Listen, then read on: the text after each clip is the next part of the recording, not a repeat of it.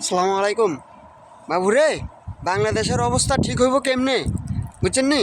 বাংলাদেশের অবস্থা ঠিক হইব কেমনে? এই যে দেন একটা জিনিস দেয়, এই যে দেখছেন ডাম, এই যে ডাম দেখছেন, এই ডামের ভিতর যত এই বাড়ি ঘরে যত ময়লা আছে সব এই ডামের ভিতরে এনে রাখে, বুঝছেন নি? সব এই ডামের ভিতর এনে রাখে।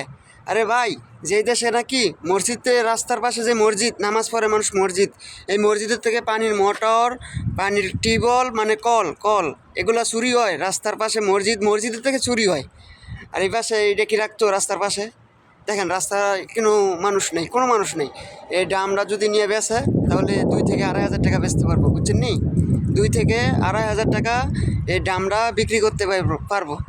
এখন এই ডামটা কি রাখবো রাস্তার পাশে যদি ডাম দিয়ে রাখে? বাংলাদেশ সরকারের কি দোষ দিবেন? আরে আমরা মানুষেরা তো ঠিক নেই, বাংলাদেশের মানুষেরা তো ঠিক নেই। যারা কিনা নিজেরা নিজেদের পরিবেশ ঠিক করতে পারে না, তারা দেশের পরিবেশ কীভাবে ঠিক করবে? বুঝছেন?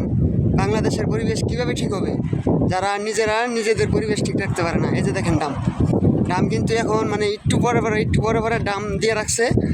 আর এই যে দেখেন দেখাইতেছি, এই যে দেখেন, এই যে এই পাশে আরেকটা, এই যে দেখেন, এই পাশে আরেকটা, মানে একটু পর পর দেওয়া রাখা আছে, বুঝছেন? বাংলাদেশে যদি হতো তাহলে এগুলা নিয়ে বিক্রি কইরা তারা ওইটা চালাই নিত, বুঝছেন?